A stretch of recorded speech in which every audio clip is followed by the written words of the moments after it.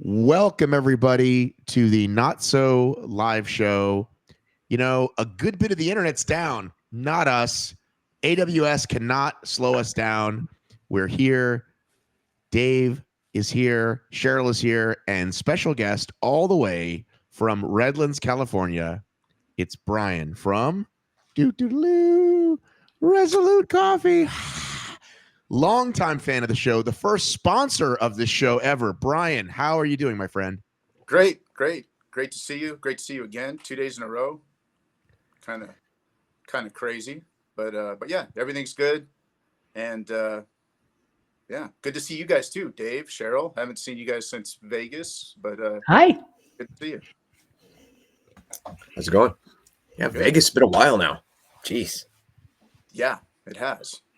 What was that? February or March? February. Yeah. Oh, you sound good, Cheryl. Ooh, thank you. I've been working on it. Good job. Is that the same mic or is that a different mic? It's the same mic. I just needed to finagle some things. So I just want to be like you, Matt. Well, Cheryl, you look better than me. You've got makeup. You've got earrings. You look fantastic. Thank you. Dave, not so much. I look how I look. This is how I always look. Never changes. So we're probably going to start with the event that Brian and I were both, I want to say at, but you're not allowed to end a sentence with at. So the event that we both attended this weekend. But I want to apologize actually to all my guests. We are late. Somehow my entire month of jet lag caught up with me today. I came back home and actually flew back the right way, like it's not so bad coming west to east. And I saw my wife and I gave her a hug and a kiss and I fell asleep. And then I don't even know what happened. I woke up. I wasn't sure what day it was. So we're a little bit late today. So Brian and I were at a HYROX Strong and Sim in the San Fernando Valley, aka, would you call it? Is it Glendale? What would you actually call it? I don't know, honestly. It's one of those places where I drive when I'm driving to different cities. I drive through it, but I don't even really know how to even get there. It's just in this matrix of freeways out here, and just kind of put it in your MapQuest and hope to get there without breaking down. But yeah, San Fernando Valley. That's the best way to put it. I mean, I haven't used MapQuest since about 2012, but if that's what you use, Brian, well, you go for it. Google Maps. Sorry, Matt. So you want to talk about your experience? Yeah, sure. First, it was with knowing Oscar. I don't know. I think Dave, you've met Oscar at events, right? Cheryl, I'm not sure if you have. Yeah. But he's locally. He's all over. He's always at everybody else's events supporting. He's a very strong athlete as well, and competes top of the age group. And I believe he's even doing pro and elite with all the DEKAs and HYROX now. Since the first time I met him, he's always been just a super supportive guy. And you watch his interactions with other people. He's great. His love for fitness and helping other people through fitness is top tier, to say the least. Anyways, he put on the SFE games earlier this year, which was also a great event, a community event. And at the end of it, he mentioned to me that he was going to be putting on this HYROX simulation. And he said he was renting out a warehouse and he was going to get equipment. And I was like, oh, that sounds good. And I went to drop off an assault bike at his house. And outside of his assault bike, he had a stack of center equipment, all the kettlebells, the sleds, and everything else. And that's when I realized this was going to be something more than just running it out of a gym type of thing in a parking lot.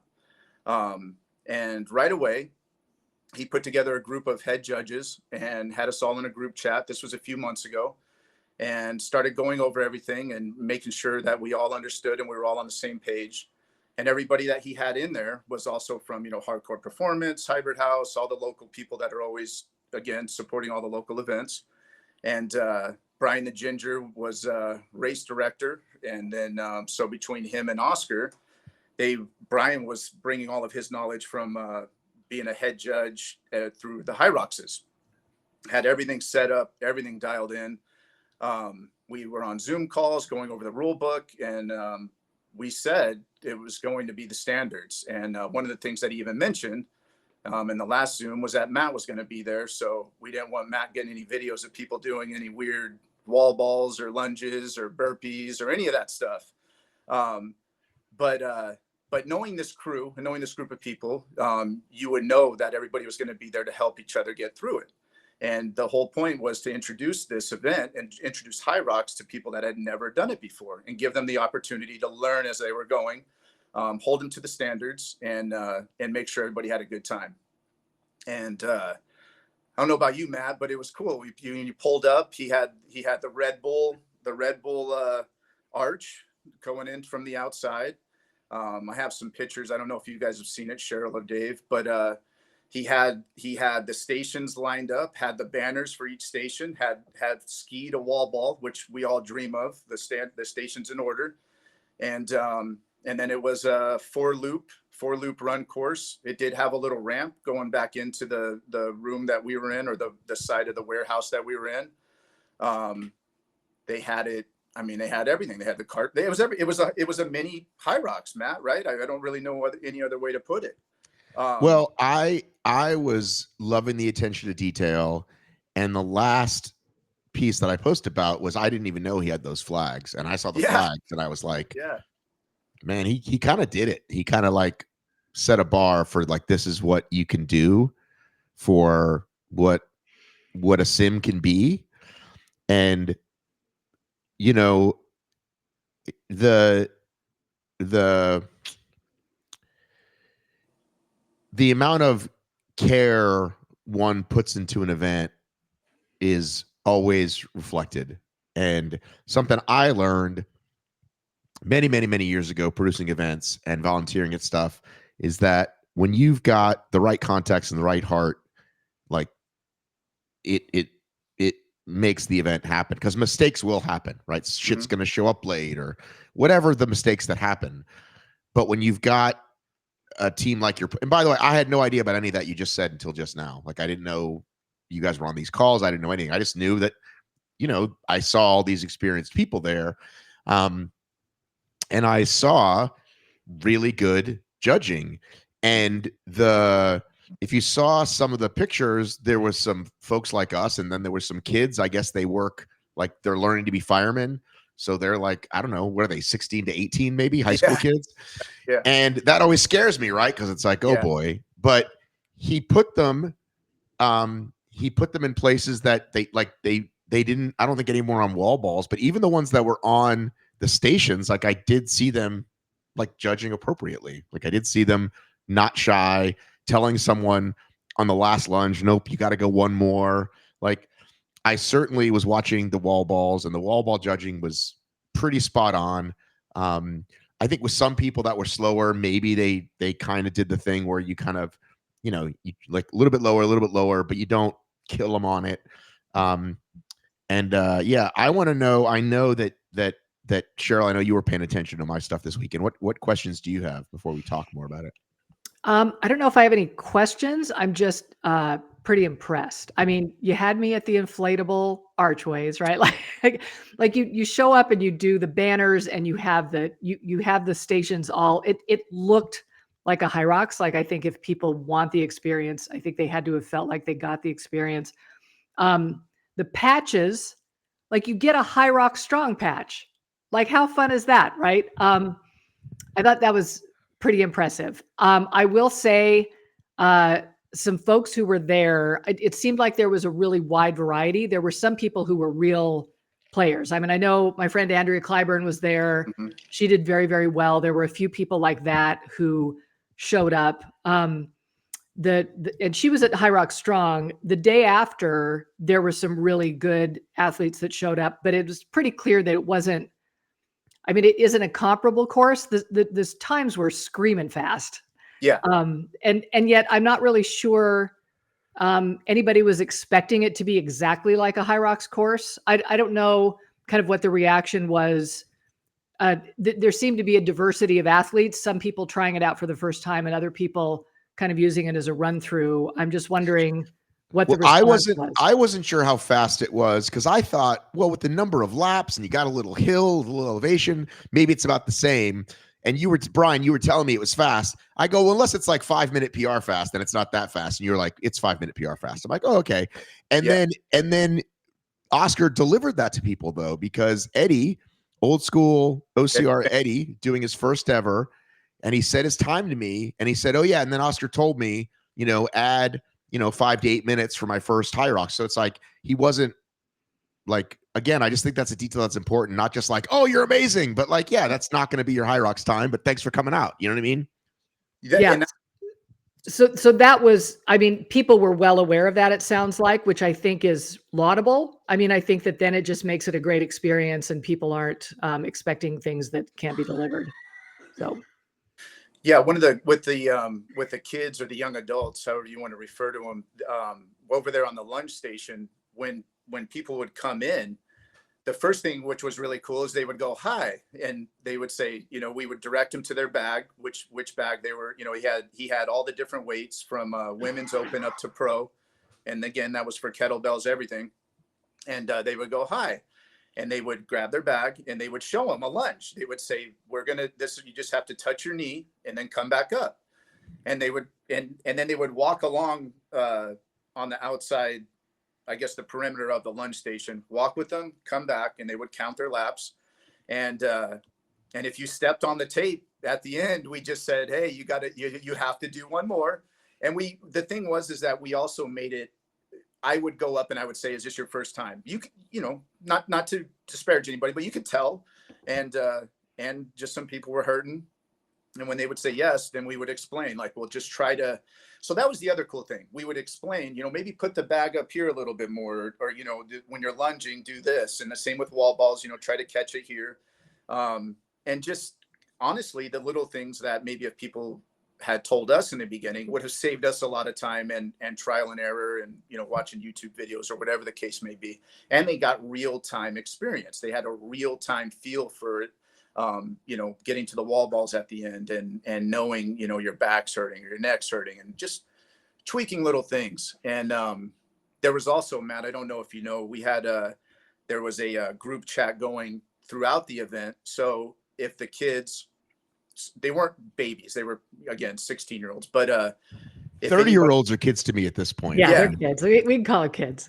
But if anybody had a question as the race was going on, as the competition was going on, you could get in that group and say, like for us, we were Team Resolute. Team Resolute missed a lap on the lunge.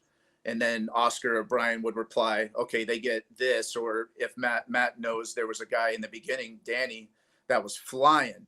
And somehow he missed his lunge. He missed his last lap on the lunge. So we're standing there and we're like, okay, what are we going to do? We're trying to figure it out. So what we ended up doing for him, because he was moving so fast that he came back in before we had like a ruling. And so we had him do that extra lap on the lunge and then just sent him straight over the wall balls. And I mean, it was kind of like solve that problem there on the fly. But other than that, I mean, like you talk about, Matt, we all know and have a lot of love and respect for Oscar. So we know we're there representing somebody that is putting his all into this event. We weren't going to let him down. And we were all, in that same sense, we were all there knowing how Oscar would treat every individual at that event, with the love and respect for not only the sport, but again, just fitness in general and encouraging people. So everybody was on the same page. And whether you were that guy, Danny, that, or Andrea, or, we had Sergio, we had some really fast people. If you were them, if you were a mom or a grandma or a dad or a grandpa, there was even a guy with, cerebral palsy, and everybody had to meet the standards. And it was cool. And again, it was no reps with love, like no rep. This is what you did. Try to do this. It wasn't just yelling and not giving any direction. And again, making sure they knew when they go to Anaheim, because a lot of these people they train with Oscar and all these other gyms in the area. When you go to Anaheim, if you step on the tape, you're gonna have to go back. You're gonna have to do another one, or your burpees. And so, just letting them know along the way. And it was really cool, to say the least. How many participants Are we talking this first round? Well, on Sunday, I know it was running 6 in a wave, and we started at 9. I mean, we can look up, we can go to race result. Yeah, you should be able to do that. Because it just sounds like just a really, we talk about HYROX being for everybody and how that may or may not be true. And one of the reasons why is just the sheer number of people and how impersonal it gets out there. They're just trying to move you through. Like, this is a great mid-range for people who are just trying. Yeah, I mean, to be able to stop and take the time and coach them in real time through those stations, that almost sounds like it's worth the money and the time for people right there. Even like people getting that last big jump on the lunge and having the judges and everybody screaming and yelling, man, it was cool. It was really beautiful. And you're right, Cheryl, my friend Don, he came to Anaheim and watched. That was his first time watching this last one. So he wanted to do one. So this was his first time actually racing. And so explaining all of that to him and just getting to I was saying the same thing to my wife, basically, when they get to Anaheim and there's thousands of people now and you can't even find your friends sometimes and take pictures of them. I love that HYROX is successful. I love it. I've been saying it was going to blow up since the first one I did in Pasadena, where I think we had a few hundred people and the wall balls were in another room. So I definitely don't ever want to sound like I'm hating on the success, but it is wild when you walk into these things now and you're 6-7 rows back from watching your friend do lunges or something. It's crazy. I mean, I would say, I don't know what the dollar figure he spent was, but clearly a massive investment, right? Like, yeah. I unboxed brand new sleds, right, that showed up on the day. I know he also borrowed from the community and worked with some folks, but patches cost money. Renting the real race result equipment cost money. He said he actually wants to invest and buy his own. So this wasn't just, hey, let's put on an event. This was I think I'm going to continue to do this. And we talked about, I said, how cool would it have been if you had something going on in the other room? Because there's the room where you came on that second lap. I'm like, you could be doing a DEKA Strong in that room while the HYROX was happening in here. Like, how cool would that be? Or a Deadly or something. So yeah, I mean, I would compare it to that event I went to in Scotland, the HPX, which was like the equivalent of like, holy shit, like you can tell they spent the money, but it's the money plus the love and the care and the people that make something really, kind of pop like that. So my quick question is, because you bring up the money, what did it cost, like, to enter? To enter, I honestly, like for a racer, what did it cost for a racer? I asked him that question, and I think he said, 70 for singles and double that for doubles. So like half of a HYROX, basically, right? Because what does a HYROX cost? 150 American? At least, yeah. Oh, at least. I think with flex stuff and everything add on to it, it's a lot more. Yeah. So like I said, I would guess he lost money on this one. But how often do you think he's going to put these on? I'm not sure. Like I said, he did the SFV games, which San Fernando Valley games, and it from what I know of, like a Deadly dozen, it was kind of the same format on a football field, doing a run, the stations, and then a run. He did that, and he was going to put another one on for youngsters. And that one should be coming up. As far as how many events he's going to do, I know he did tell me that he has access to this space for some time. Yeah, I think he got the venue donated, which probably would have been the biggest, one of the bigger expenses. So I know that worked out good. Yeah, he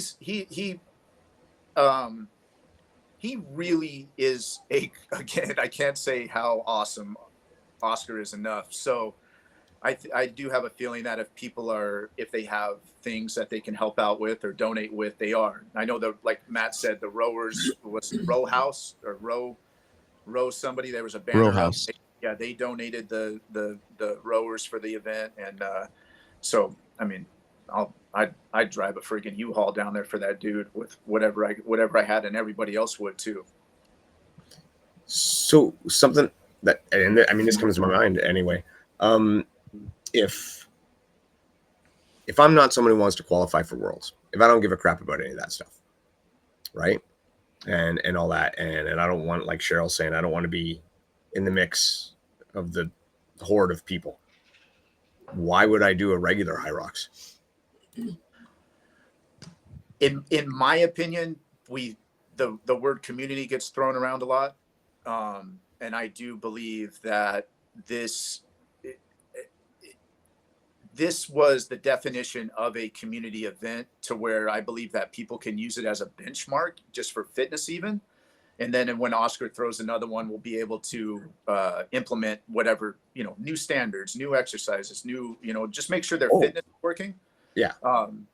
But no, that's actually what I'm saying, is because he was so spot on with this. I'm saying, if I don't care about qualifying for Worlds, why would I bother going to the regular Cheryl, isn't that what you said in your message to me, Cheryl? You're like, this is better than waiting in line or dealing with the crowds of HYROX. No, I would. I'm sorry, Dave. I thought you meant, why would I do this event? No, Yeah. I didn't. I meant, why would you do the regular HYROX? Yeah, why would you do the regular event if you're not gunning for Worlds, if you don't want to go to Stockholm, if you don't have all those aspirations, which is what 90% of the people who are just trying to finish and have a good time. 99. You're right, because 1% make it. Yeah, is this a HYROX format with a DEKA feel? That sort of smaller community, little, hometown kind of, everybody cheering each other on. I don't know. Matt, I know you have something to say about that. Well, I'll say that I talked to a lot of people and I said, was this your first one? I talked to, sorry, I'm getting too many thoughts at once. A lot of people, it was their first one and they were excited because they're going to be doing Anaheim. So it wasn't an either or. And I think as time goes on, we're going to find out, right? Because we've had the discussion on here, is the gym event the number 3, right? Mm-hmm. Like the HYROX, DEKA, and then instead of there being some third company we thought that was going to come around, it's just all the gym events cumulatively are the thing. So I think over time, maybe we'll have people that go, yeah, I never go to HYROXs anymore. There's 2 or 3 in the county I live in a year, and I go to those instead. But I think now it's definitely a taste of HYROX. Even if it's the full sim, people know it isn't the real thing because they've seen the Elite 15 or amazing videos or, whatever it is, hot guys and gals and sweat and, whatever. Like, I don't think people look at it as great. I just did a cheap HYROX, but in the future, will they? Maybe, if that's what you're asking, Dave. Well, yeah, I do think that would happen for a lot of people, actually, especially after, and I would call it repeats, right? So like you say, the first one, they'll come do a test like a sim, then they'll go doing the regular HYROX, and then those people might go back to the sim. Right. And then maybe HYROX will go back to what they did before, which was, you can't do this. Once upon a time, you couldn't do this. Then they took off the governor and said, do whatever you want. Just make sure you use the word sim and don't rent the convention center like we do. So are they going to put a limit on the size of the building? Like, you can do it. You can't do a convention center, but you also can't do, 3 warehouses in a row that it looks like it. I mean, nobody gets an inflatable arch. Well, they're exactly. I mean, but there are some that already do that to an even bigger extent. Like, there's this event in, is it Ireland or Scotland, where, I mean, it looks like a HYROX. It just, I mean, they get like literally all the same stuff. And I think like they even have HYROX in their name, which I think HYROX is a problem with. But again, it's how much time do they or their lawyers have to say, don't call yourselves HYROX. I think what Brian is asking is like, why couldn't this be a DEKA event? And I know that's exactly what he wanted.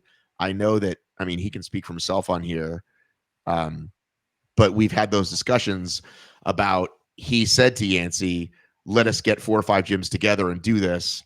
And they said no, because, it's got to be the whoever's got the license of the affiliate and blah, blah, blah. And it seems like, I understand having that rule in place, but it also seems like if you've got a bunch of gym owners that want to work together and create something awesome, like, let them do it. But I think he got extremely frustrated. Again, he'll say all this on record. He got extremely frustrated with all the other affiliate stuff. Mm-hmm. Shirts and medals not on time, et cetera, et cetera, et cetera. That was kind of the final straw of, all right, you're not going to let me do this super cool thing. Fuck that. I'll put on HYROX instead. Yeah.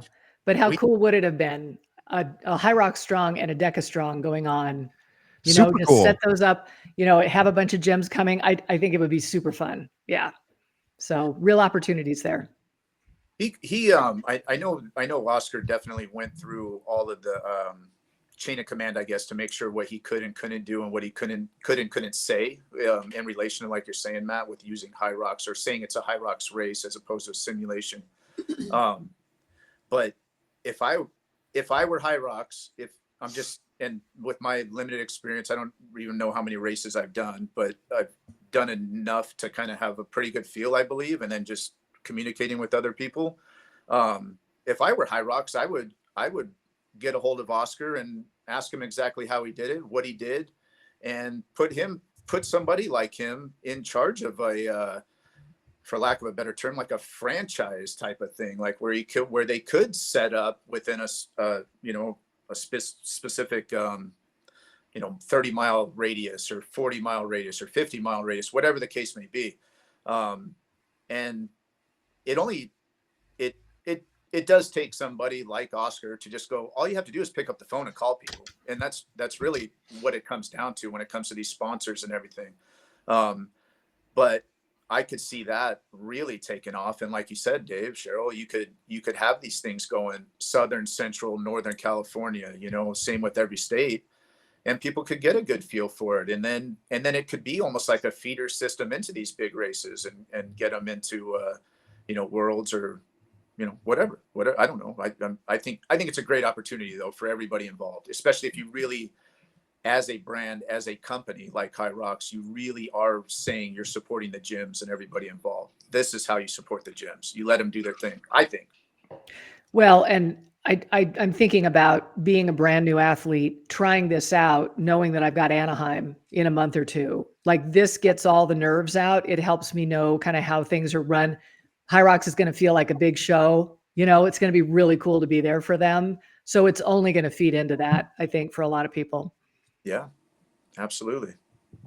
I think you're going to be slightly less nervous on the start line as you're like you'll know some of the P's and Q's, which people ask a lot of those questions, like on the Facebook group and so forth. They're asking little ridiculous things that they won't have to ask if they've done this. So they'll still ask,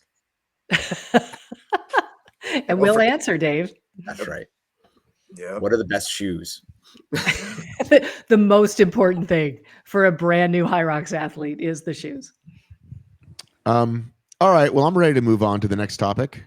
Unless there's anything else. Anybody? What do you want to talk about, Matt? Well, are you moving on to the next topic about this race or totally different? I was going to say totally different, unless you have one more thing you want to say about this race. I did want to just bring up, along with the diversity in the competitors, you did see Chris Cyborg show up, and I think that would be a cool topic for either for you guys or one of the podcasts to maybe talk about, like a over under on these fighters or people that could come in. It was impressive to watch. She was moving as good or better than anybody that I've seen move on the stations. And I was pretty impressed, because athlete in another sport doesn't necessarily equal, right? Like there's a college football player that was there it was his first time, him and his female partner. I don't know what their relationship is, but like, it's funny. They she pushed the sled like way past the carpet. I mean, to me, when you run out of carpet and you hit concrete, that's a natural place to stop. She kept going, and they almost skipped a station. I straightened them out. But I'm saying that's a guy who played professional, even at the bottom of the professional level. But I asked her all that, and she's like, "Oh yeah, I do all that." Like, she basically does CrossFit training. She does wall balls. She does burpee broad jumps. And then she even made a great, I'm going to clip it, but she made a great reference of like going down to a burpee broad jump is like pounding on your opponent. So it's pretty much a sprawl. Yeah, that's how I feel whenever she kept using that word, and she said, you guys don't use that term. She kept saying, like, that's what she was calling the station. She was calling it the sprawl station. Yeah. Cece, she's been training with Cece, and Cece is no joke either. So they make a solid team. It'll be cool if she does some more. It'll be really cool. And then so I assume there was no PED testing then. Dave, I'm kidding. Come on, you got to poke fun. Dave. Gotta have fun. It's a Thanks, love Dave. fest here on the Not So Live show. We're celebrating hybrid fitness, damn it. Look, I said I'm tired and probably cranky. All right, well, And let's just talk about ribbing chalk. people. Then we got to talk about chalk next, Dave, since we got you salty. Okay.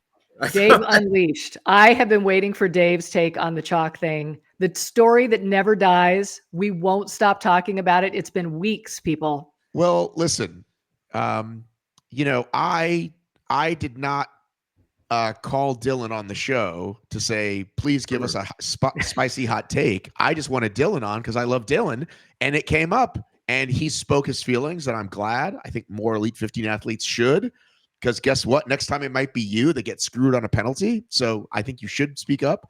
But anyhow, what is your question specifically, I guess, Cheryl? My question about the chalk thing? Yeah, you said you want to hear from Dave. What do you want to hear from Dave? I just think that so you did a story last week, if you remember. It feels like a month ago. Yeah. But Matt, you did a story before you headed to California, in between Germany and California and Croatia and California, where HYROX has finally at least said something about this, right? And it's because I think the only reason is because you asked. I don't think they had any intention of really talking about this. And I will say that when people don't talk about stuff, it just makes everybody talk about it more. The cover up is always worse than the crime. Every time, right? If everybody had just talked about this the weekend of, we would be done with it. We would be so bored with it. And the fact that they didn't, I think information defines relationships, right? And the less information you give out, the less people feel like they have a healthy relationship with you, right? Like the fact that they weren't willing to, number one, it's clear that they didn't really divulge anything to the elites. And if you listen to the RMR podcast, they're feeling like, what does this mean for us? Like, how are we going to fall? Are we Sean Noble or are we Joanna Wettrick, right? Like, they're saying some things that sort of allude to that. But on the other hand, the fans are just looking for some kind of consistency, and they want to know what's happening, and they weren't even telling us. And so here you go ahead and ask, and correct me if I'm wrong, but the answer is that it stopped being about whether or not it's chalk, right? That, you know, even if it was cheese, Cheryl, right? We don't know it wasn't cheese. But but Dave, correct me, she was using the cheese as chalk, so it's chalk, right? So legally it's chalk, right? And so then it's whether or not there's enough evidence to convict, and they decided there wasn't. And so they just dropped it. And the management seems to have been involved. And it seems that now they're going to have some sort of independent governing body over these disputes. That's kind of where it got left. Is that correct? I want to read what he said so I get it That's right. Probably better. About the independent governing body. While you're looking that up, let me just say, I mean, I think there are actual repercussions for these elites. I mean, we're talking thousands of dollars in winnings, you know, that can come and go based on, you know, these, whether or not rules are kept and so forth. That I think, you know, you just have to wonder why they weren't more forthcoming to begin with. That's all. Well, did you find it? I'm going to do my least favorite thing, and that's read copy. Okay. On a podcast, but I think it's valuable. Looking forward, we are accelerating the planned next evolution of elite racing by establishing an independent race challenge review committee, similar in structure to the competition jury model used by some professional sporting federations to oversee future race challenges. This will add a further layer of transparency, independence, and consistency to the process, ensuring that all elite race matters are reviewed by a multidisciplinary panel. What does that mean? Does that mean athletes and judges? Like, what does that mean to you guys? I mean, I'm hearing the words transparency and consistency, which is what they lacked this last time, right? But what in other sports, you mean like figure skating? Like what does I realize now as I'm reading it that I'm less clear than I was before. Dave, It do you have a wasn't- guess? It wasn't meant to be clear. It was What was meant to be vague and obscure so that they can do what they want to do in the future and then say, see, we said we're going to do this. It really means we got this. I mean, I would give them a little bit of grace in saying that, like, we're Why? looking. We haven't solved it yet. We're looking to solve it. Now, if they keep saying that over and over, then they're never fixing it, because that's kind of the DEKA thing. Like, oh, it's getting better. It's getting better. We're working on it. We're working on it. So, or a lot of places, I just thought DEKA. But what the specific thing, I just want to know what the specific thing is. Yeah, I don't think they know. Brian, what do you think? What do you think? Do you have a slightly better outlook than Dave? I'm not saying he's wrong. I'm just saying, is there another? Am I reading this wrong, Cheryl? Do you think yes, this is intentionally vague and they have no intention of being more clear later? I think this is the peril of being a new sport. And I think they don't know what they don't know. And then these things come up and they're trying to solve the problem while they're on the track, right? Like they haven't figured everything out yet. And so then stuff like this comes up and then they're trying to figure it out, hoping that it's better before Melbourne, right? And then something will happen in Melbourne and they'll have to fix it. I just feel like this is the peril of this being a new sport. That's what I think. I think that I thought after watching it, as I was watching it, I was even telling my wife, it's crazy she's using chalk. And I knew, and I mean, I knew the rules. So I wondered immediately, just like when I was watching Hunter run into Jeremy, I was like, oh shit, did they not see that? And so to me, I think that there is precedent, whether it's chalk or shoving somebody into a wall. Can we combine these, Dave, into a wrestling thing? You pull the foreign object out of the trunks and you rub it in the person's face while you push them aside. And what was that? We don't know. The ref had his back turned. Well, that could actually happen if you are using chalk and you get on the rower or something, and then somebody goes to use the rower and then they wipe their head and then they have chalk in their eyeballs and their eyes are burning, if we want to, say that.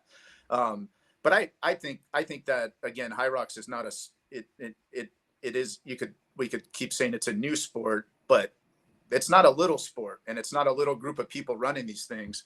And like Dave said, you go to like a city council meeting and you'll hear this kind of political speak of, well, it's open to interpretation. We said that, but now we can amend that. And then you're constantly amending things and then nothing's ever considered. That when you say that, to me, my blood boils a little bit, because that's the Spartan thing for 12 years. We're a new sport, guys. Sorry, we're figuring it out. And it's like, I'm not sure. That one doesn't work for me. It's like, again, I'll give you that this happened. Now let's make this better by doing X. But again, if you want to talk about going to the Olympics and give away all this money and all these sponsors, you can't say we don't have our rules figured out yet for very long. Like, you better get it figured out by Melbourne. You know what I mean? Like, not, we're still working on it. And again, they still, I think they somehow confuse, or they don't think the Elite 15 stuff is the same as we're not due the same information that they get, because they have these private conversations with them. They're like, well, that's them. And then there's the rest of us over here. And obviously those of us that are the most interested, of course, really care what's going on over here. Those of us who are most interested are getting that information anyway. It's the people that they like. If you can't put out a piece of saying we're going to be transparent and then deliberately have things that are not transparent, it's doublespeak.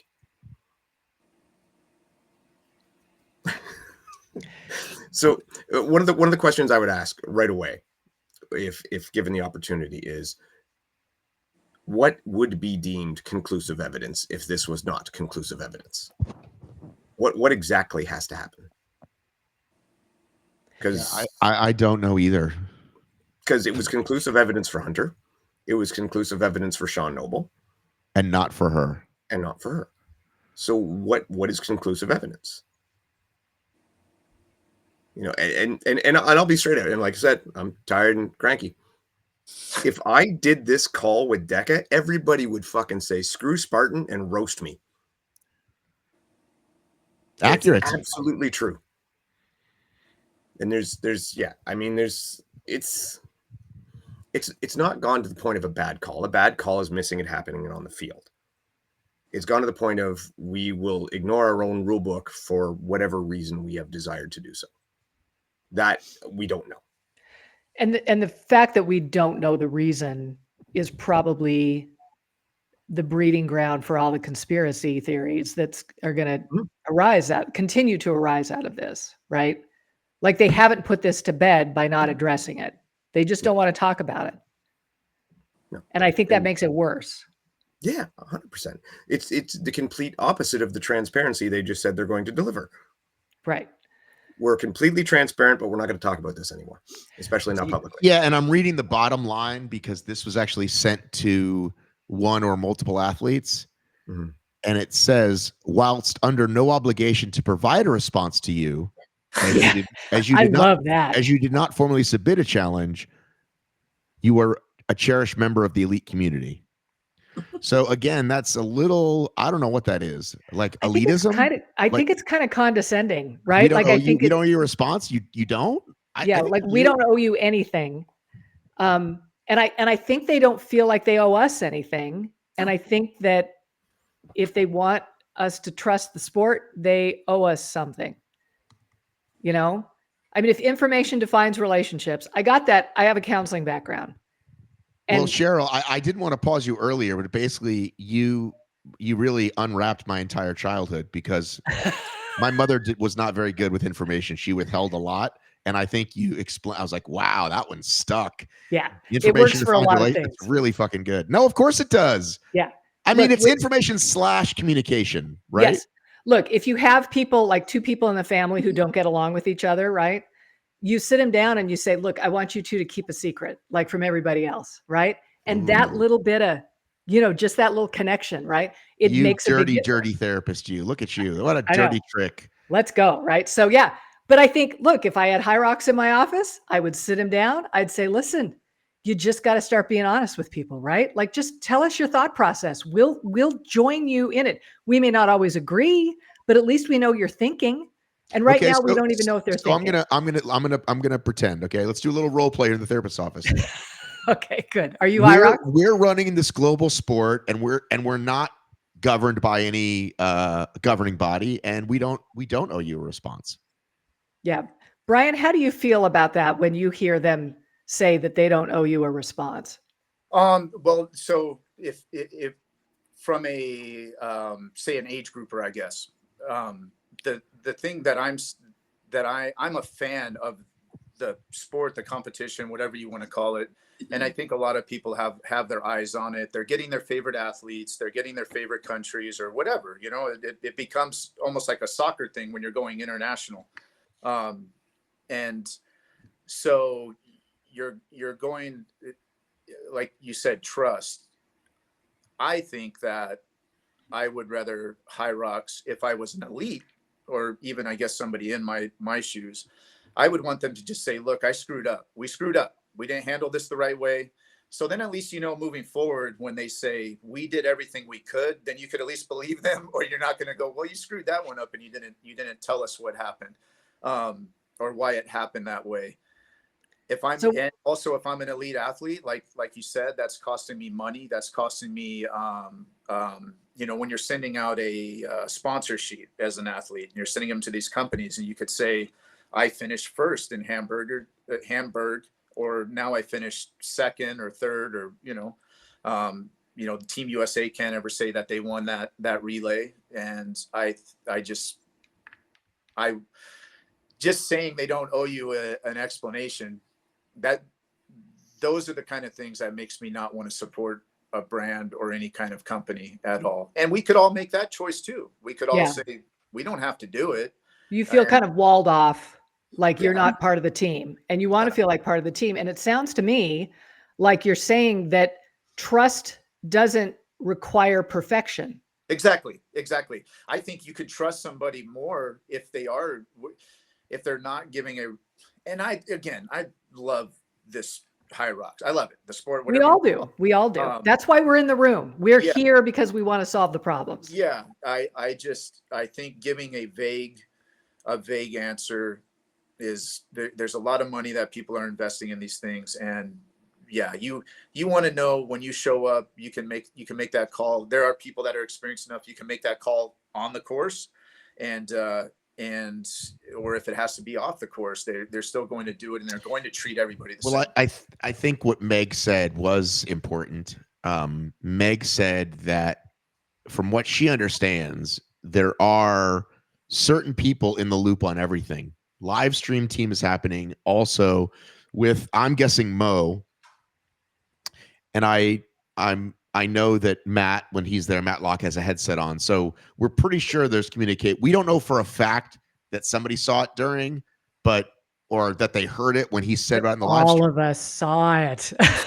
But I'm just saying it's certainly after the race was brought to their attention. Even if I'm Matt, if I'm 48 Mo, hours according to the rule book. if I'm Mo, And Dylan said somebody filed a complaint. No, it definitely was. That was the part we weren't sure about. That was the hearsay, but he confirmed that. But I'm just saying it is possible that I've done broadcast stuff, and sometimes you are doing two things at once, and you hear it, but you don't hear it. So let's say they didn't hear Till say the thing about. Let's just say that they certainly heard afterwards, right? Somebody filed a complaint.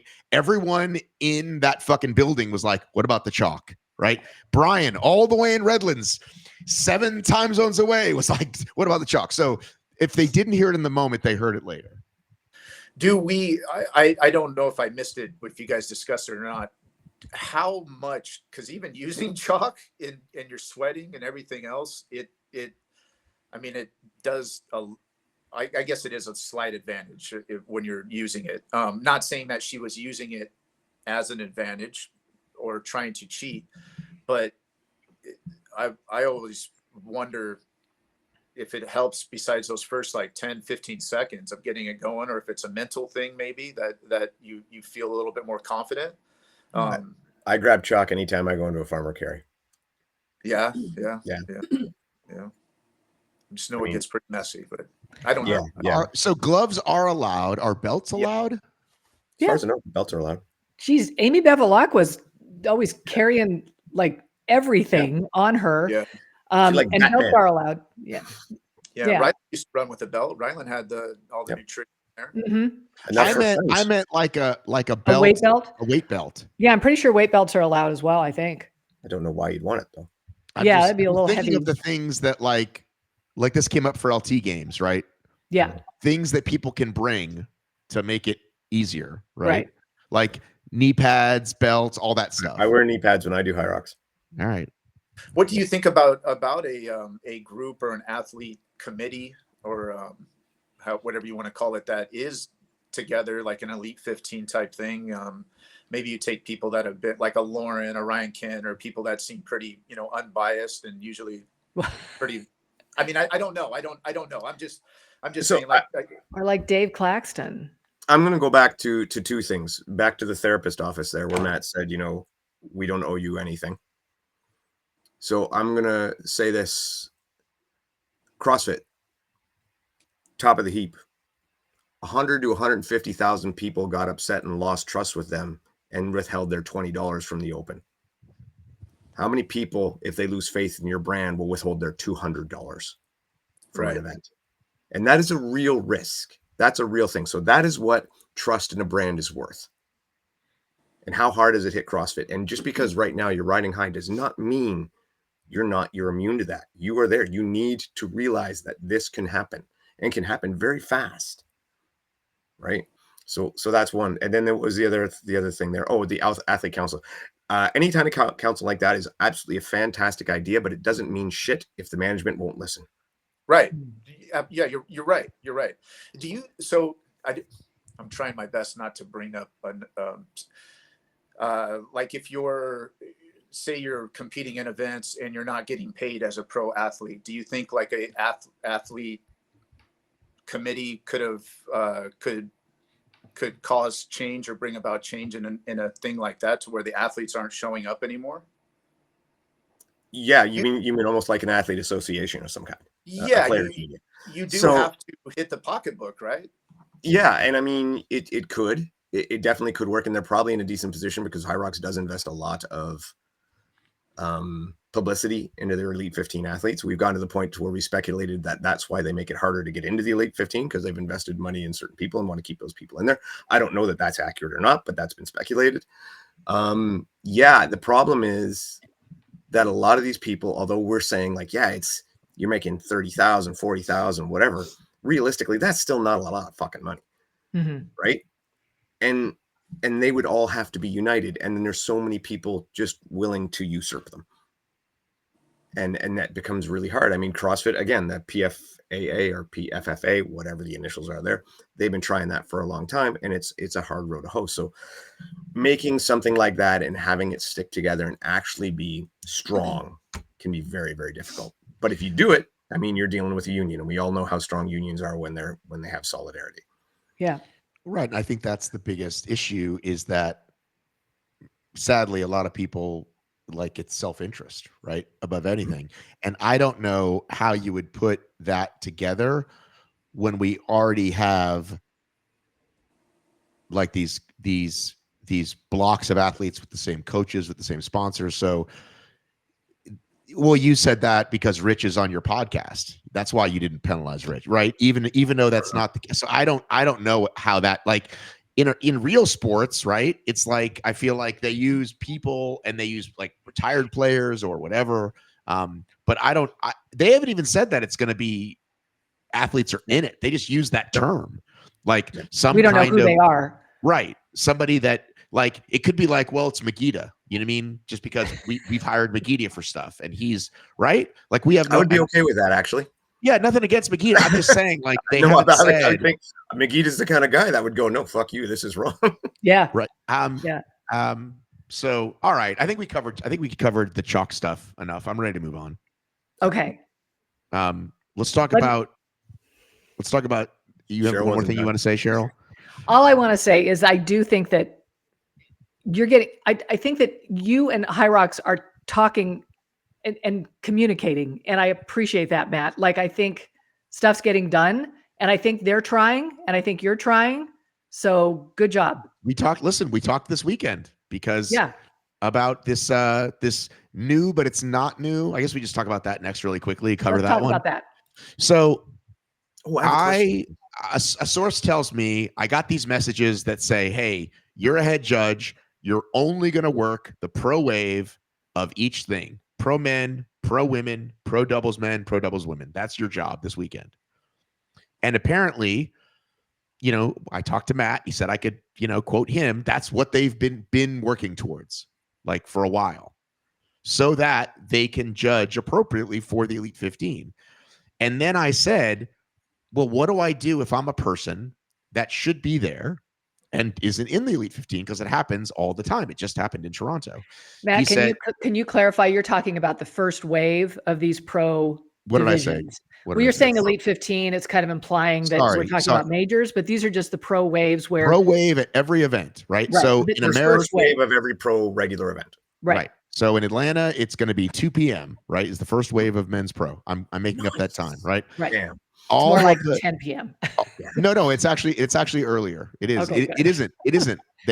I looked at there was a new thing that came out. Good. So we keep seeing it. And I said, well, what should somebody do? Because I've had people come up to me, hey, Matt, who do I talk to? Can I get in? And I said, what should an athlete do? And he said, well, when they receive their email, they should respond to customer service. And I said, are they going to be responded to before the event? And he said, well, I said, can't they talk on the day?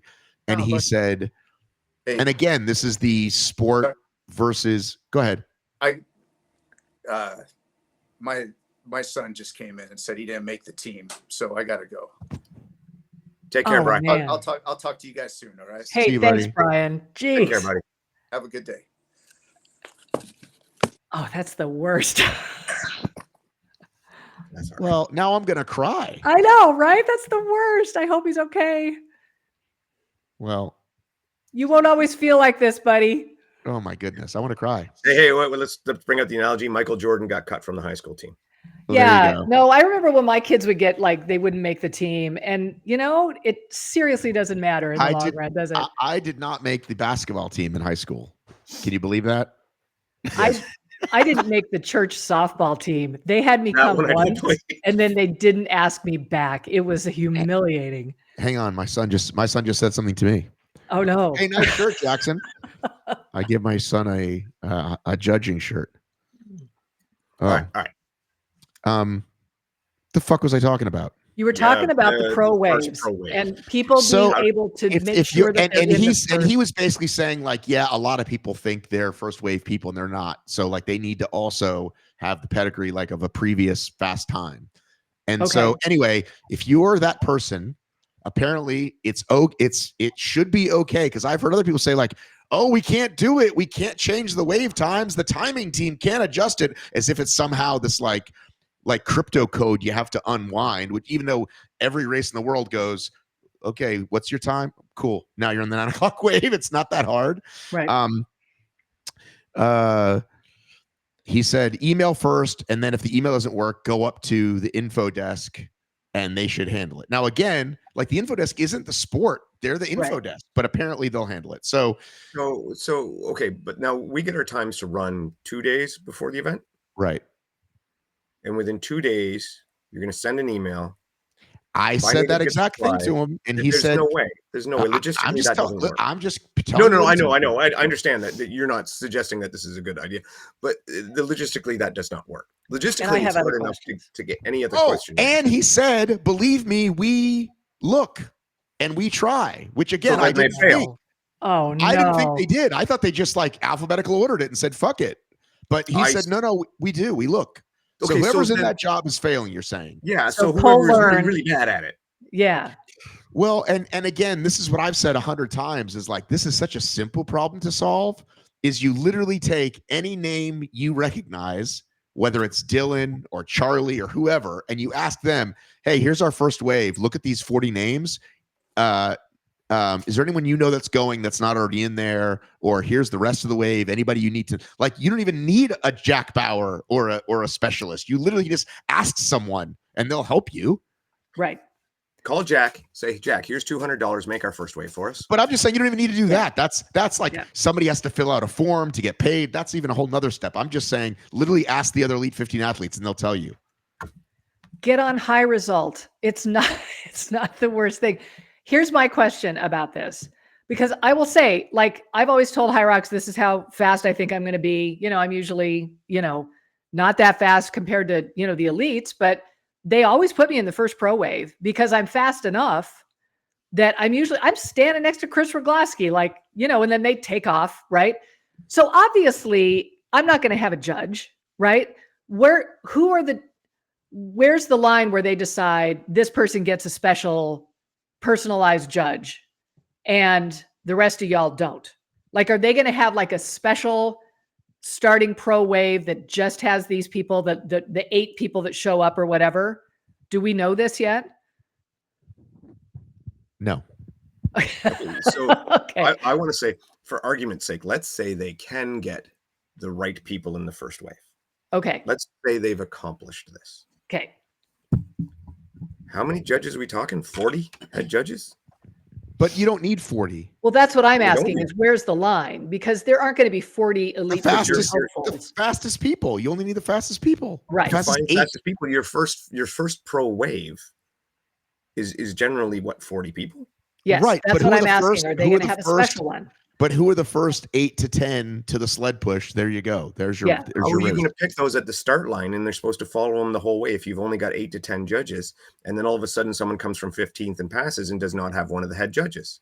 Well, that's what I'm wondering, is if there is going to now be a smaller pro wave that they send out, right? That there won't be 40 people. The literal first wave will be more like a 15 people. Yeah, it's like Morgan Schultz, Kat Fossbender, like all these people who we expect to be there. There'll be like 8 to 10 of them. Cheryl Snow. Yeah, I'll be still warming up. So yeah, because they'll be fully recovered by the time I finish wall balls. So I would just suspect that if they had a special, wave for these folks, that would make sense. Other than that, I don't know how they would be able to do it. Here's the reason I don't think they'll do that, and I could be very, very wrong. But now you're decreasing. You're decreasing the people in that wave, which means you're bumping back people into the next wave, which means you're either increasing time or you're decreasing profit. Right. Okay. So I think that's this why remains to be seen how it's going to yeah, work. I really hope that it does exactly what they said, because I mean, we've been screwing for a long time. Get everybody that should be in the first wave, give them good judges. So I hope they do it. I just don't understand why this is something that we're just doing now. Right. I Or know. how Well, long again, have he we- said they had been working on it, and apparently that's what this. Also, if you've bought a license and you have the times, this automatically puts you in wave one. My husband judged, and I don't know if you did, Dave, in Chicago a couple of years back. One of the majors was in Chicago, and he was just assigned an athlete, right? Like they have done that in the past for the majors, and it's a great relationship. I think it works so well to be able to do that. So I'm glad to see them expanding it. Yeah. I mean, like I said, I hope it works. I have a lot of questions about that. It almost raises more questions than it does tell answers. Yes, we need to bring them back into the office and sit them down on the couch. And again, I feel like you can apply equivalent pressure where needed, right? Maastricht, you knew, was going to have a lot of people, right, looking for a time. So whereas Mexico City, maybe not so much. No offense, Mexico City, but so you want to have a universal playbook, of course. And okay, guys, we need a lot of eyes on these pro waves. We're gonna have people dropping 56s. We got to make sure they're good because these people make it to the Elite 15. I will push back on they like keeping it the same so that they can push the sponsors they already have, because the Elite 15 doubles just opened it up to a gazillion new people. So I feel like that doesn't really hold water. Maybe it did 2 seasons ago. Yeah, that's what I was saying. That's why is just a speculation. But people were saying that, like, oh, that's why they're doing it, because they want to keep everybody there and they don't want new people. And it's like, no, I don't think that's the case.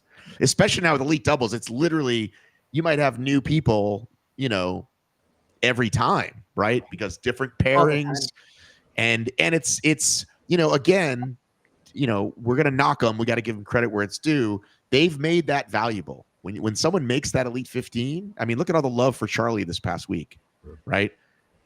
Oh my God, you made it! But even the doubles, the people who make doubles, a lot of them are people who wanted to be in the initial Elite 15, and they may never. And they show up and they get the kit and they get the love, and so the doubles is fantastic. Yeah. And that's, dude, I'm guessing that's where we're going to see more problems. Like, we're a lot more likely to see a doubles shit show than a singles Chalkgate Part 2. So that's probably what's going to happen, I think, with all these penalties and who knows what. Yeah. Well, not up on the penalties. I'm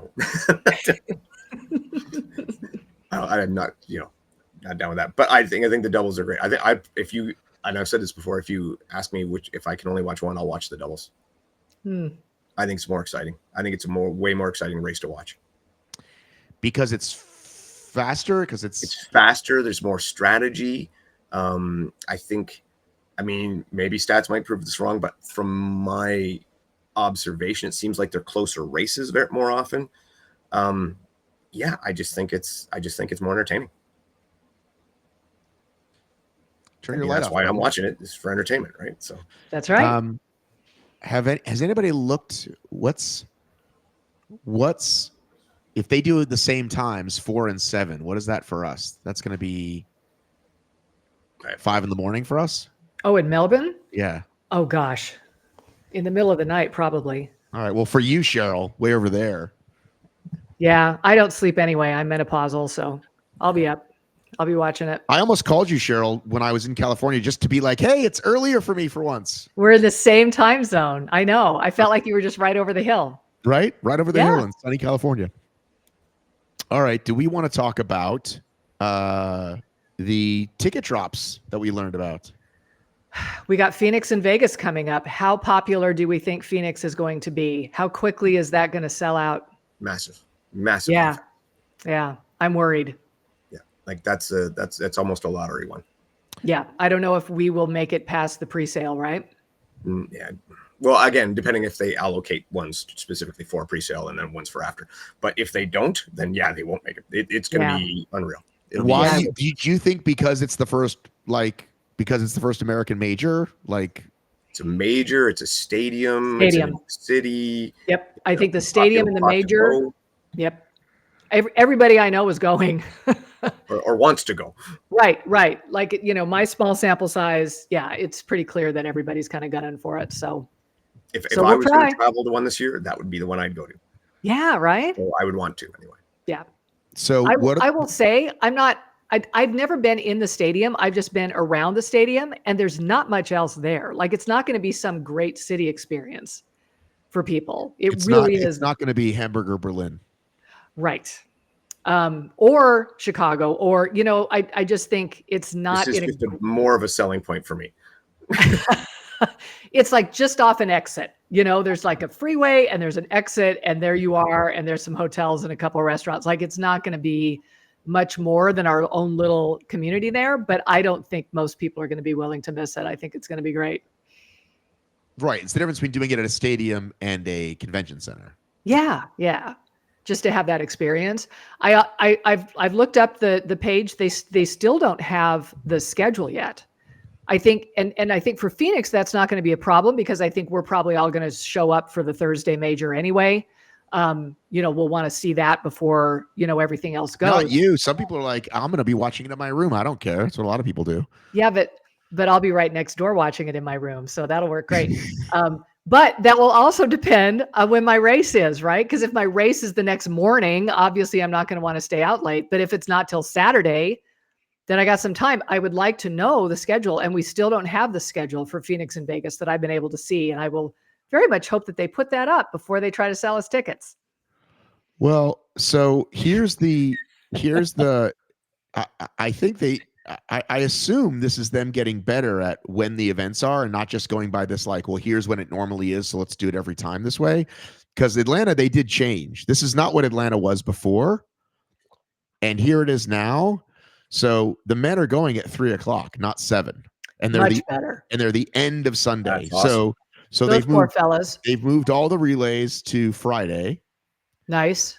And then Saturday is only men and mixed doubles. Wow. That's interesting. Well, now this makes me think they didn't sell a ton of tickets. And you go Sunday, right, Matt? You've got doubles men?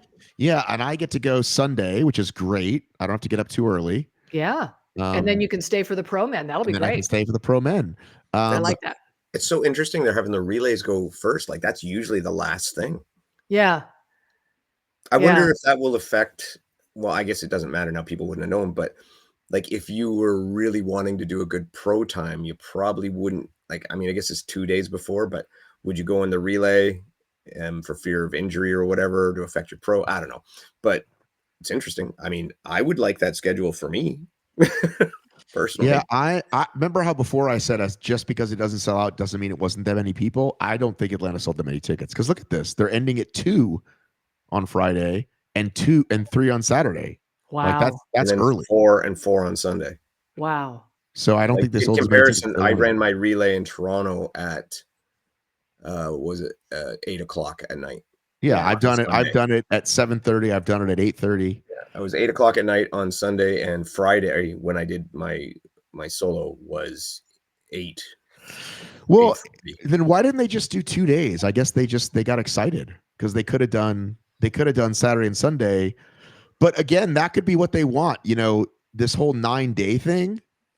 Maybe it was, instead of a jam-packed 5 days, it's a nicely spread out 9 days, and people don't feel crowded. Maybe that's their new goal. Well, when they opened Atlanta, that was right after Toronto and Dallas dropped, right? And those just sold out like crazy. I think we were assuming that Atlanta was going to be the same kind of rush. Maybe they thought they needed 3 days. Well, we thought Boston didn't sell out, so it must be low. But then Boston ended up being like a good 11,000. But yeah, Atlanta. Boston was just a huge venue. Right. Last year, Atlanta was 1 day, and they added the second day later, which we all hate, because then it's the whole you have to wait to get your awards. This year, just out of the gate, they said 3 days. Maybe they just really wanted to do it on Halloween because that's cool. I don't know. There will be a shakeout run, by the way, for those of you coming to Atlanta, 5 p.m. or 5:30. Stay tuned for more details. I think Dylan's coming to that. It does kind of make sense that they would do the relay on Halloween night. Yeah, I guess so. Fun. Yeah, Yeah. probably. I Assuming want that to see the costumes. everything's about looking pretty. And Exactly. costumes. Let's all dress up like bees. Like be good. bees? Yeah, bees. Big swarm of bees running around the track. You mean like little like tentacles and like what, black and yellow stripes? Okay. Yeah, yeah. Or actually the letter B. We could do that. Assign participants to scenes. Click any. What the But hell? Matt, you and I are going to try to run Phoenix.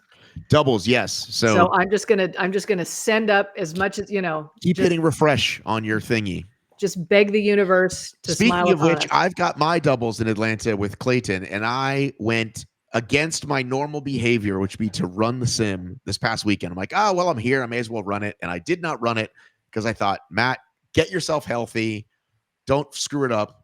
Because I've been keep screwing myself up. So I didn't want to, if something happened and then I couldn't run in Atlanta, I'd be really bummed. And like I really want to run with my buddy Clayton. So I chose not to participate in the sim this past weekend. Are you worried that you're going to mess yourself up in the race with Clayton? No, I'm not. Okay. I just want to be at full strength. It's just like giving it that extra 2 weeks, right? I'm doing my strength training, getting stronger, getting better, getting healthier.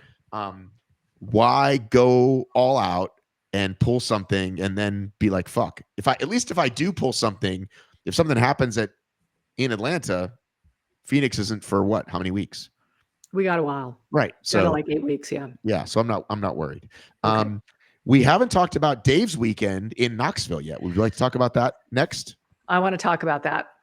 All right. I can talk about really realistically. Here's something that is controversy free. Oh, okay. Like, things were running smooth. It was a good event. It was a smaller event as expected because, in between now and Worlds, and it's just an odd time to have it. It seemed a weird time to have it. It is. Do you think it's a good idea to have any kind of DEKA fit that doesn't position people directly for Worlds? I mean, I don't know the finances, right? So it's really tough for me to say. It doesn't, if you're out to make money, it doesn't seem like the best way to go. But I do know that some people thought it was cool to come out and set their time for next year and get that out of the way, get going. But I would think there'd be, and to tune up a little bit for Worlds too. I think that might not be a bad idea. Yeah. So, I mean, it still wasn't horrible for attendance. It still felt quite busy and it was a good day and everybody had a good time and there was some good racing. But yeah, we were controversy free. I mean, it's a nice venue. It's a little on the small side, but again, expected for that smaller crowd. You expect a smaller venue. So yeah, but it's good racing. It was good to see Colin back. Like Colin Stiefer ran a great race. He was looking really good. Nick Riker seemed disappointed. I think he was hoping he's got a few weeks to fix some things, I guess. So it's probably good for him to run that. Yeah, I think Nick pushed really hard at the beginning. Like he wanted to really push Colin hard at the start. And see how that worked. Might caught up to him by the end. Okay. All right. So it was good. A lot of I think it would make sense to do that event if you said, let's make it a trifecta weekend, right? Mm-hmm. Because then you have reason to get more people there. I think, yeah. And if you did like the strong and the mile on Saturday. But they never do that here in the States. They always just let the gyms do that. But I'm saying this would have been a good place to do it, especially because it's Knoxville. You're not expecting it to sell out like SoCal, right? Right. And so, and it gets you more people because like, oh, cool, I'm going to go do it there. So that was I would have thought this one would have been a good one to whip out a full day of 4-person teams. Oh, because like one, you get a lot of people when you get for each team, you're getting 4 people, right? And some people actually will run multiple. So it's it would have been a lot. That's a fun one. So I don't know. But yeah, it's just like I said, controversy free. We had some good judging, some good volunteers. Tell me how the start lines are going, because sometimes I'll be at a DEKA Fit and I will get my start time. I don't have to wait a long time. And other times that line backs up for like 45 minutes, which for those of us who are competitive, that's a problem, right? Because we want to warm up. We want to get on course. How was it doing this time, even with the lower numbers? We were actually ahead of schedule. Okay. That's nice to hear. So we stayed ahead of schedule all day. And to be honest, the reason that ever happens is strictly on, not enough volunteers. Yeah. Not enough judges. The That's, judging. that's why that'll happen, right? It's because you'll have to you only have so many judges, so you have to make a smaller wave to start, and then it backs up. So it just comes down to having enough judges and everything. And this weekend we were ahead of time the whole way. We stayed ahead, and it worked really well. That goes much better. Oh yeah. Now, I mean, the only thing that wasn't on time was the truck the night before. It didn't get there till about 10 o'clock at night. Everybody was like running around trying to get things set up. 8:30, 9:30. Yeah, they didn't know they needed to be there in advance or anything, so you can see why, right? Like, apparently it was on its way, and then got like flat tires and got stuck in Nashville, and so it was. And then the driver has to change because of there's just the one truck, no problem. The other truck didn't make it on time. That's too bad.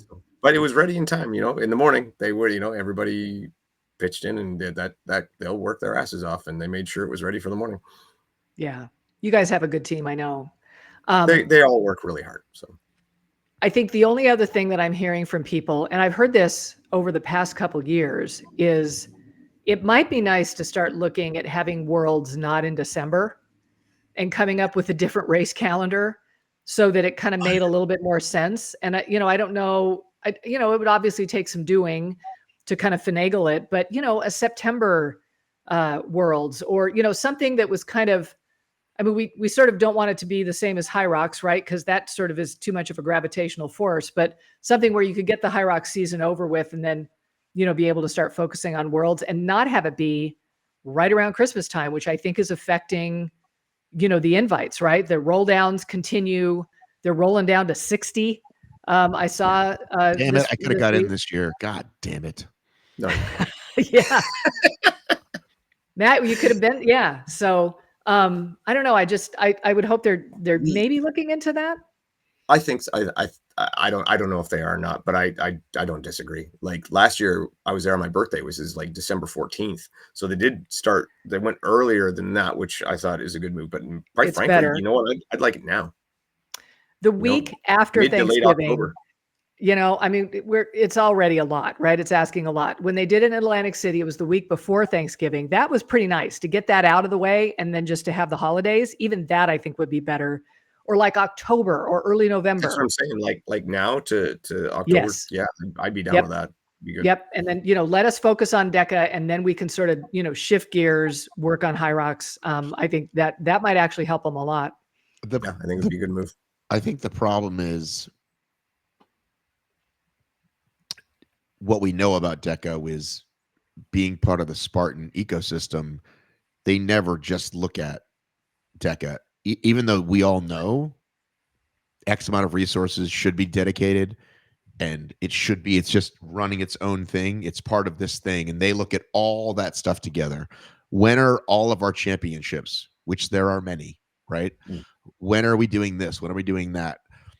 DEKA in England, for example, one of the reasons they didn't do it, which I hadn't even thought of, is the same team that builds DEKA builds Spartan and Tough Mudder. So it can't be the same weekend as Tough Mudder Northwest. You understand? Even though it should, like that's where they're at with it. So it's always going to be part of the Spartan ecosystem. And, we basically have, Dave, Yancey, Robin, Nelson as the little engine that could, like, doing everything you possibly can to make it great. Well, let's keep that straight. There's a lot of people doing a lot more. What I'm saying. Build crew, especially like the build crew, the timing people. But you know what I'm saying? Like you're given what you're given, and so it's just unfortunate because, again, like we all know what the possibilities could be if those kind of resources were there. But yeah, because I don't. If you're going to do an event off season between the championship, unless it's in a major city or you turned it into a trifecta, I don't know why, especially because it's not the month they used to do it. Like it's like it used to be February or April, and so it wasn't just like, oh, we're always there. It's like it was added. So it just, I don't know what the logic was there. And then it didn't make them any money, right? It wasn't a huge sellout. So it's like, why did you do that? I know you have separate DEKA trucks than Spartan in America. We do know that, but Yes. because one of them didn't show up. You got there just slower than expected.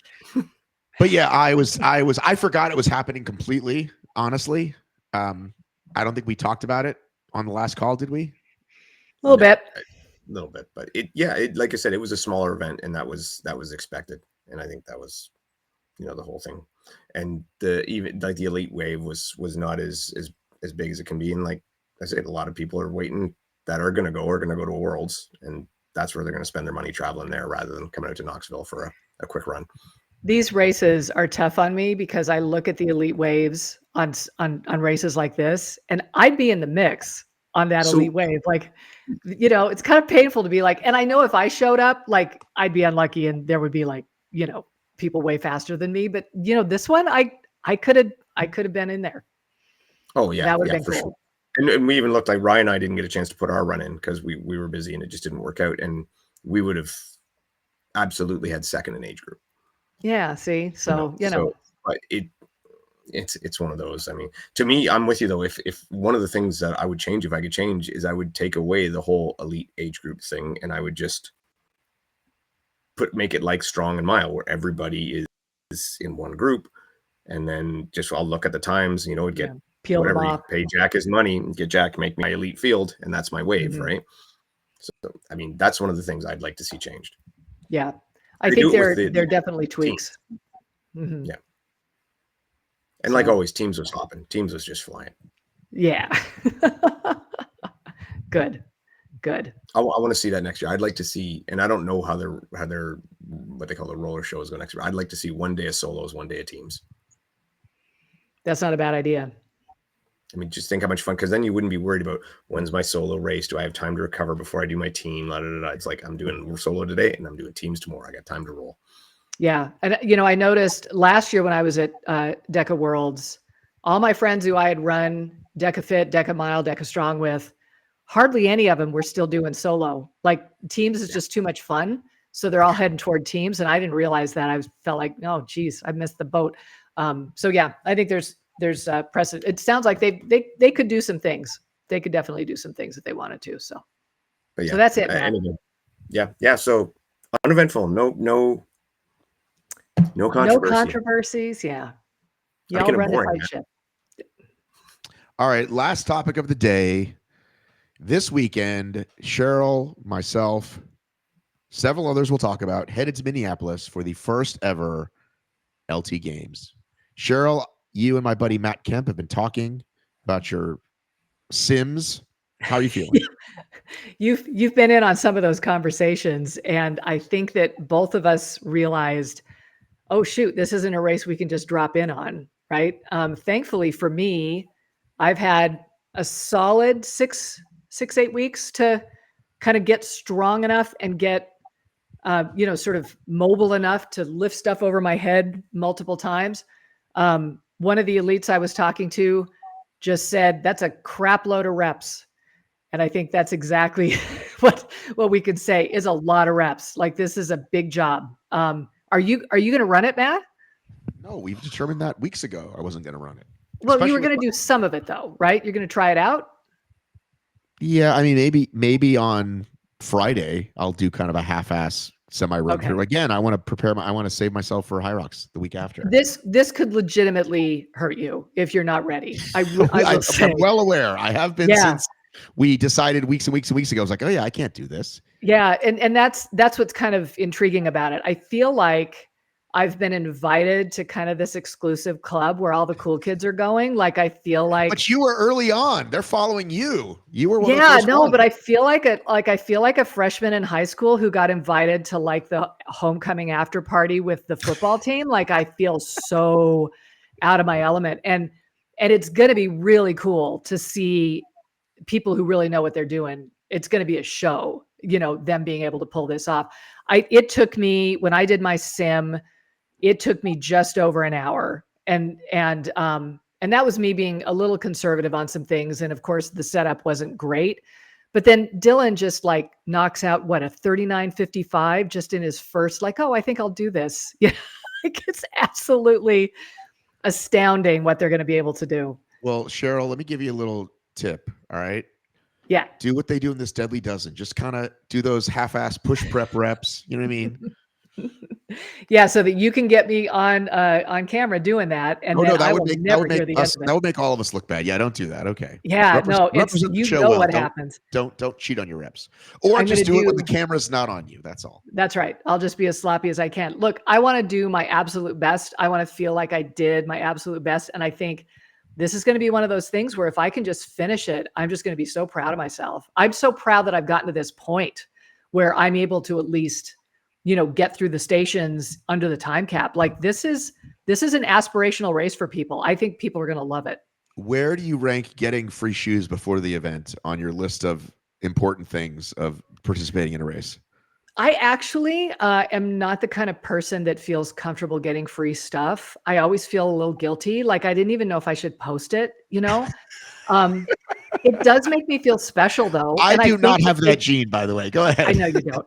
I know you don't. I feel like they've done such a good job, of making us feel special. And like this is an event that, everybody would want to go to, and that they value that we've come, and that they think that we're important. And that's really nice, It's really nice.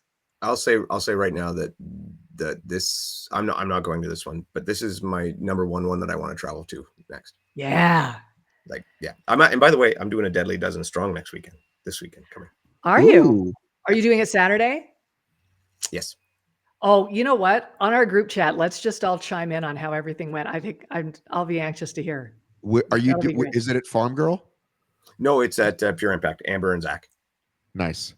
So they're going to do amazing. Yeah. I'm going to do two. I'm going to do a strong solo and then a strong with Rye, the doubles one. So we'll see. Nice. My first one. Big weekend. Yeah. Yeah. We love this. So the Lifetime, that's this weekend? It's this weekend. Yep. Saturday Flying morning. to Minneapolis on Friday.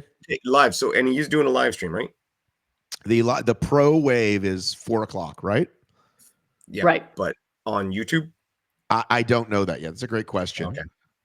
He's going to have to start giving us information on that. I'm going to text him right now. Like Dylan is coming, which I'm super excited about. Marcus Wallace. I don't know other guys from our space that are doing it. I know some who wanted to, but we've got Lauren Weeks. We've got Chris Rogloski. I think Lauren Rantel is coming, but I think she can only do it Sunday. Yeah, Lauren's on the Sunday because she's putting on her Deadly on the Saturday. So she's on the Sunday, but so is Janelle Teal. Janelle Teal's going to be on the Sunday morning. Yeah, she was asking me about that. Yeah, she's going to be. I'm really excited to watch her. Be legit. She's going to put on a show, and so I'm just so excited to get this done early so that I can just sit and watch everybody. It's going to be incredible. Yeah, I would say, have done a pretty good job about creating buzz with this, and it really is kind of a shame that it's like, and then we don't know when the next one is. Like, yeah, I'm really hoping that they get this one done and they kind of do a big reveal about how this is going to look going forward, because I don't think they realize how excited our community is about it. I'm hearing from a lot of people, and they're sending me messages saying, geez, this race is really like legit. Like they realize that it's going to be not just your average race, right? It's going to be something that you're going to need some experience. You're going to need some strength. And people really want to try it. Well, guys, I'm going to say this. I have a pretty hard cap now. I gotta get rolling. But if you're listening and you want to hear more about Lifetime games, I'm just about to interview Wes now at the OFX podcast. Oh, let's go. Oh. Gosh darn. Okay, ask him about the live feed and stuff. All right. Well, listen. Ask about the live feed. I just texted him. Why do we need to bother? Let me hit stop because I do want to tell you guys one thing off the record. Okay. Take care, everybody. Thanks, Eric. Everybody. Bye.